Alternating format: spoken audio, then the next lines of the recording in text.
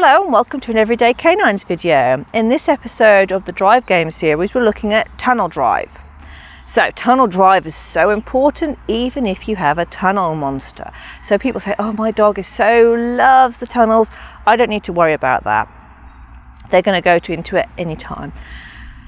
That's not necessarily the case because, for instance, you've got a dog that every time it sees a tunnel, it just goes straight into it.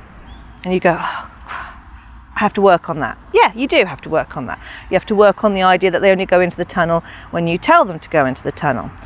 So what happens when you've done that a lot is that your dog starts to question the tunnel. It starts to go, oh, Mum doesn't really like me going in the tunnel, and maybe I won't go in the tunnel. Or they'll get up to the tunnel and go, you sure? You sure? You'll go, what's wrong with my dog? What's wrong? Why do you not go in the tunnel anymore? You know, why aren't you doing that? So, it's because you have taken away that reinforcement of the tunnel. It's because you've taught them to stop doing the tunnel. So everything in agility, everything dog training is about balance. Yes, we don't want them taking the tunnel when we haven't asked them to take the tunnel, but we also want them to, when we do tell them to take the tunnel, to take it in a fast, powerful, independent manner. So we're not talking about discrimination here in this episode. That's a whole different skill set where we would set up, say, a jump and a tunnel, and we'd work on discriminating with names. The thing is, with agility training, if you rely heavily on your body to tell your dog where to go, that's when you potentially lose the ability for them to discriminate. You're not teaching them discrimination if you're always using your body to point at the object that you want them to take. You might have a word as well, but there won't be any discrimination. You need verbals for this sort of thing, discrimination. But as I said, that's a whole different ballgame, a whole different skill set where you'd work on that. We are concentrating on tunnel drive. And this is a game you're going to play with your dog that aren't too sure about tunnels, but also the dog that is sure about tunnels. What you're going to be doing with that dog that loves its tunnels is you're going to be teaching them, you go in the tunnel when I say you can. That is, again, a vital thing to enable you to have a dog that when it's on a course, it goes, oh, well, I love that tunnel, but she hasn't said the word for the tunnel, so I'll have to do something else. But I really want that tunnel. But, it's that learning. That's that learning. You don't just take the tunnel because you saw it. You take it when I tell you to. So we're going to have a look at the basics, and we've got little Swifties here. Okay, Swift. So, important thing about tunnel. We want them to power into the tunnel. We want them to power out of the tunnel. We don't want them to just go, oh, well, I'm lost in the middle somewhere on there. Sometimes you go in there, they go in a tunnel, and it feels like they've been in a time portal. And you think, well, are they ever going to come out? We want them to power through.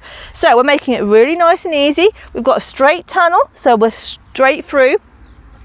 Talking about puppies, as I've been talking about you could do this easily with a 6-month puppy and younger because it's very low impact. Make sure your tunnel is secure. If you're using one of them really lightweight tunnels which blow about, please make sure you have something weighing them down, like sandbags, so that they can't move. So I've got 2 solid bags on my tunnel because it's a straight tunnel and it's only a 3 meter, so it's short. At this moment in time, I haven't got one in the middle because I don't think it shouldn't need it because I'm weighing down the ends, the dog is just going through it. If it was curved, obviously it'd be a different story. Now it is a 3 meter tunnel. There's a reason for that. I have got an enormous 6 meter tunnel, but you know what? I want to do fast rewarding. I want there to be a quick instant reward for doing a tunnel. So it's better to have a short tunnel because then they're getting through it really quick. They're powering out to get their reward very easily. Whereas the long tunnel, obviously, it's got twice as long to get through, and that is more tiring. It's also, if you've got a dog that's underconfident with their tunnels, sometimes those long tunnels are daunting. Whereas this one, it's short, it's easy. You could even go short on this if you've got a really short one. But this is short and easy. They're going to power through it. They can see all the way through it. There's nothing scary about that, hopefully. Placement of our reward is set at 5 meters because, as I said, we want them to power out. We don't want them getting here and going, oh, there's my reward, I'll slow down and get up. We want them powering out there. Okay, Swift, let's have a look at this. Now, Swifties, This was actually something that Swift struggled with. She didn't power into her tunnel, she didn't power out of her tunnels. So this was something we had to work on. So we're starting really close. I could actually start her so she's actually almost in the tunnel. I'm starting her here, this is enough. If I look through my tunnel, I can see my reward. She can see that reward. Are you ready? We're doing the opposition training. Now she's got a harness on. I'm not too worried about her wearing a harness through a tunnel, but obviously she could have a collar on. Are you ready? And I'm going to say my word because we are going straight through an obstacle. I don't want to just say get it because I don't want get it to mean run through a tunnel. So I'm giving that tunnel cue straight off so the tunnel has a marker. Ready? Tunnel, tunnel, tunnel. Now I said the word tunnel before I let her go so that she's learning that tunnel means take that obstacle. Swifties!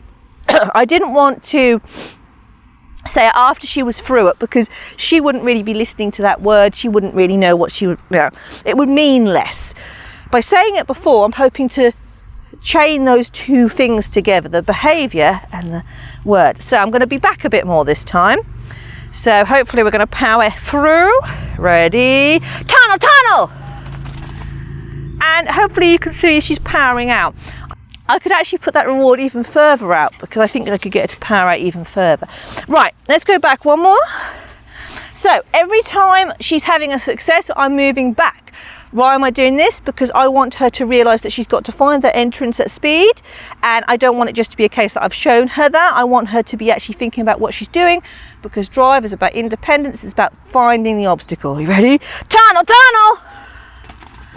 So there we go, she's powering through there. I can see from my angle that she's leaping into the tunnel. Good girl, come on then. And she's running through. So you can see she's having lots of confidence there. Come on then, Swift. Okay, so we're going to go right back to the furthest we can do on this video, which is roughly 5 meters. I'm going to be stood up this time. And now, so potentially there's an opportunity for her to run past the tunnel here. She could pick another obstacle. So this is about her understanding that tunnel means that obstacle, and also that that's what she's got to do to earn the reward. Ready? Tunnel, tunnel! And I'm going to give her a few more awards for that one because that was really good. That was nice because she saw that tunnel and she really powered to it. And that was something I had issues with Swift, is that she wouldn't power into that tunnel. She'd go, okay, I'll do a tunnel. So I liked the fact there that she really aimed for that tunnel, really went for it. So I'm chuffed with that. Yeah, I am. That was good. So that's how you're going to build on your tunnel drive. And as I said, you should be doing this all through your dog's career to keep that tunnel drive up. Obviously, there's going to be different ways you're going to be wanting to do tunnel discrimination later on. But when you want them just powering through that straight tunnel, it's very important you build this up. You do see it actually in higher level dogs. They actually lose a bit of that tunnel drive because they're so used to doing like wrong ends of the tunnel or having to miss a tunnel. They actually lose a little bit of that tunnel drive. So it's good to go back and think about the basics. Yeah, I know. Summer itch. Anyway, I hope you've enjoyed this Everyday Canines video. If you have, you might like to subscribe to the YouTube channel, and you can check us out on Facebook and Instagram. And I hope to see you all again very, very soon.